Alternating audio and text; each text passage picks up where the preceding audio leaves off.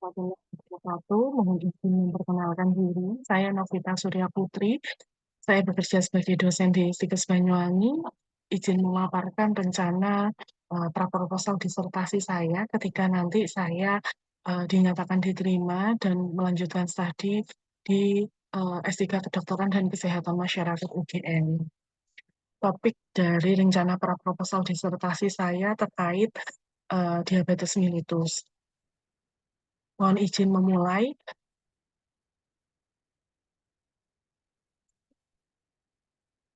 Prevalensi diabetes mellitus menyebar dengan cepat pada tingkat yang mengkhawatirkan di seluruh dunia. Terdapat 415 juta jiwa menurut Federasi Diabetes Internasional yang terdiagnosis diabetes pada tahun 2015. Hal itu diproyeksikan akan meningkat pada tahun 2040. Populasi yang mengidap diabetes mellitus menjadi 642 juta jiwa, di mana memang diabetes mellitus ini dapat menimbulkan berbagai komplikasi, baik akut maupun kronis, di mana komplikasi dari diabetes mellitus ini sendiri mulai dari komplikasi kardiovaskuler, kemudian retinopati, kemudian dermopati, dan salah satunya adalah neuropati diabetes. Neuropati diabetes sendiri, kematian saraf pada bagian perifer, ini akan dapat menyebabkan diabetic foot ulcer, di mana memang sering dikaitkan diabetic foot ulcer ini dengan kejadian vaskulopati, arteri, bahkan neuropati. Jadi DFU ini sendiri berhubungan dengan memang kurangnya mobilitas dan defisit aktivitas hidup pada pasien dengan diabetes mellitus, kemudian tidak adekuatnya regimen terapi dan ketidakpatuhan dalam mengkonsumsi obat dan mengontrol kadar glukosa darah pada pasien sehingga konsekuensinya bisa terjadi luka ulkus pada pasien diabetes mellitus ini sendiri. Pada pasien dengan diabetes mellitus ini terjadinya peningkatan kadar glukosa darah yang tidak stabil itu dapat mengakibatkan aterosklerosis, di mana aterosklerosis yang terjadi ini dapat menyebabkan 2 sampai 3 kali lipat masalah pada pembuluh darah, terutama pembuluh darah besar di ekstremitas. Hal tersebut terjadi karena memang ketidakstabilan kadar glukosa darah pada pasien DM sehingga mempengaruhi fungsi dari platelet darah yang meningkat kan pembekuan dari darah pasien DM itu sendiri.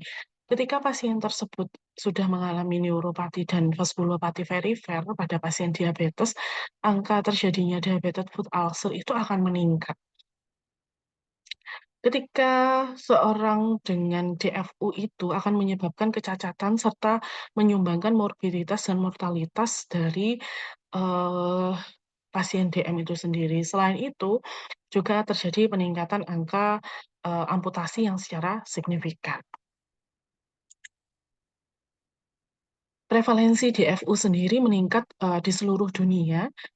Secara global prevalensinya itu 6,3%, kemudian di Amerika itu 13% dari penderita diabetes, kemudian 5,5% di Asia, dan 12% itu di Indonesia.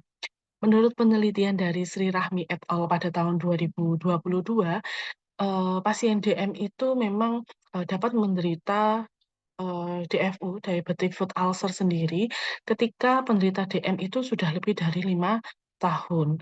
Itu dapat terjadi peningkatan, sehingga semua pasien DM itu sangat beresiko untuk terjadi komplikasi diabetic foot ulcer ini sendiri. Sebenarnya, eh, kejadian DFU atau mencegah neuropati diabetik ini dapat dicegah dengan memperhatikan sirkulasi perifer pada kaki. Jadi pengecekan sirkulasi perifer pada kaki ini bisa dilakukan dengan pemeriksaan ankle brachial index atau biasa disebut dengan ABI score, dengan melakukan tensimeter pada ekstremitas, baik ekstremitas atas dan bawah pada kedua sisi, yaitu kanan. Yang dibutuhkan untuk pemeriksaan ABI score di sini ada tensimeter. Selain tensimeter, dibutuhkan juga Doppler vaskuler. Nah, di sini Doppler vaskuler atau pemeriksaan ABI score sendiri itu jarang sekali diterapkan atau diaplikasikan kepada pasien diabetes mellitus untuk melakukan pengecekan pada sirkulasi perifer, terutama pada pasien diabetes mellitus yang memang lebih dari 5 tahun tersebut berdasarkan Sri Rahmi.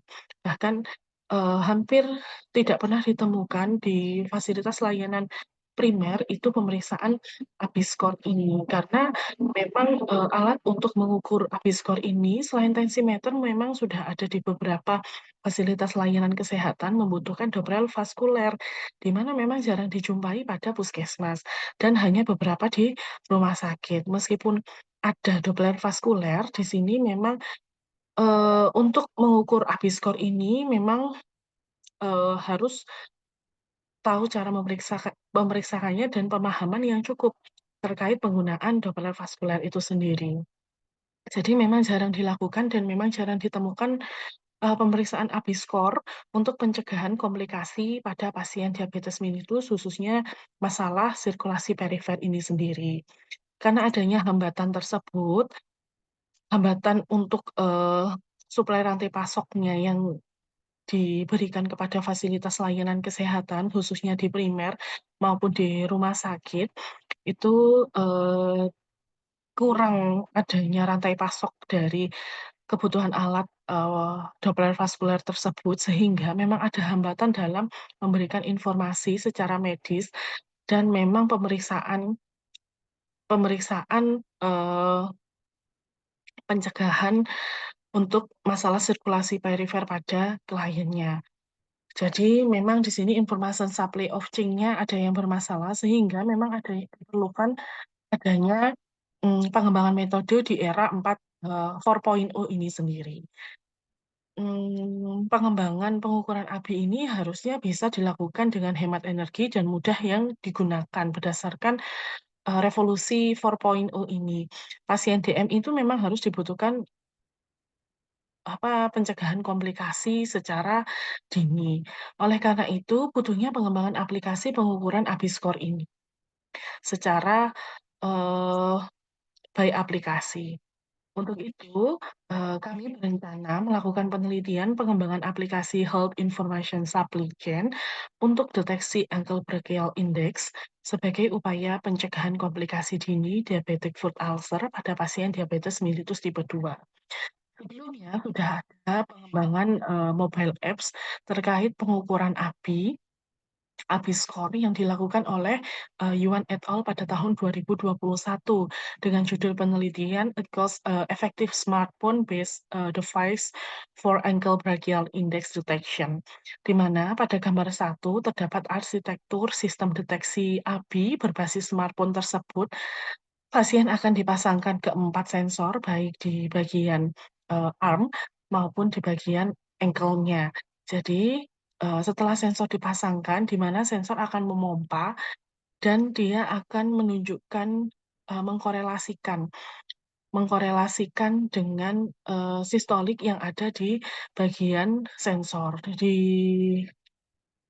Kemudian alat tersebut harus terkoneksi dengan internet dan sensor itu akan dipompa, kemudian akan menghasilkan sistolik dari sensor yang ada itu akan dimasukkan ke microcontroller untuk, dikirim melalui application programming interface. Jadi diolah oleh API sehingga dia akan, memunculkan, nilai ABI score yang terdapat, pada informasi device tersebut. Seperti contoh di bawah ini. Yang pada gambar 2 itu adalah prinsip kerja perangkat, di mana, hardware-nya dari perangkat ABI ini sudah dikembangkan oleh, Yuan ini sendiri. Pada penelitian Yuan ini, smartphone untuk, pemantauan ABI non-invasif dianggap sudah, akurat, cukup akurat dengan keperluan medis di rumah sakit maupun di fasilitas layanan kesehatan primer. Perangkat ABI berbasis smartphone ini memang memiliki beberapa keunggulan nyata dibandingkan memang dengan yang manual. Nah, jadi, pada ABI ini membutuhkan, sensor, kemudian yang bekerja adalah smartphone yang terhubung dengan internet dan microcontroller yang akan diteruskan ke database untuk menilai dan, memunculkan nilai ABI score-nya tersebut. Kemudian pasien akan diinformasikan terhadap nilainya, nilai dari ABI skor tersebut. Sehingga, mobile apps ini sangat memudahkan sekali untuk, perawat dalam melakukan anamnesa pada pasien dengan diabetes mellitus dan untuk melakukan konsultasi dengan dokter serta dokter akan memberikan KII kepada pasien tersebut apabila terdeteksi adanya, gangguan neuropati maupun vaskulopati perifer berdasarkan hasil pemeriksaan ini. Namun kami menemukan bahwa penelitian Yuan tersebut, hanya menghasilkan, informasi dari hasil ABI-skor, namun, tidak menghasilkan bahwa apa hasilnya itu bagaimana? Dengan nilai ABI skor sekian, itu informasinya bagaimana? Apakah resiko tinggi ataukah resiko rendah terhadap, vaskulopati, neuropati, ataupun diabetic foot ulcer itu sendiri, serta belum adanya KIE. Ketika sistem sudah menunjukkan hasil, informasinya belum diberikan dan belum adanya KIE terhadap pasien berdasarkan hasil pemeriksaan tersebut. Jadi state of the art dari penelitian yang akan kami kembangkan, selain untuk, information supply chain, kami juga akan, memberikan informasi dan edukasi berdasarkan temuan, dari penelitian Yuan itu sendiri. Sehingga akan ditambahkan fitur tambahan selain deteksi, informasi, dan edukasi untuk pencegahan diabetic foot ulcer itu sendiri pada pasien diabetes tipe 2. Metode penelitian yang akan kami lakukan, menggunakan, desain mix method dengan pendekatan studi kasus, di mana penelitian ini terdiri dari 5 tahapan. Yang pertama, tahap perencanaan model dengan domain supply based operating model. Kemudian tahap kedua, pembuatan instrumen pengukuran kualitas informasi dan edukasi dengan konten evidence. Kemudian tahap ketiga, di sini ada respon proses dan uji internal structure. Kemudian, tahap keempat yaitu pengembangan aplikasi berbasis natif, Android-nya. Tahap kelima di sini analisis keterjangkauan model dan analisis dampak implementasi model terhadap capaian indikator. Kurang lebihnya itu yang saya sampaikan sebagai, ide, rencana, praproposal disertasi saya ketika nanti saya akan melanjutkan, studi S3. Sebelum saya akhiri, izinkan saya akhiri dengan pantun, "Pergi kuliah naik motor, di jalan udaranya sangat kotor." Alhamdulillah sudah presentasi untuk seleksi program doktor.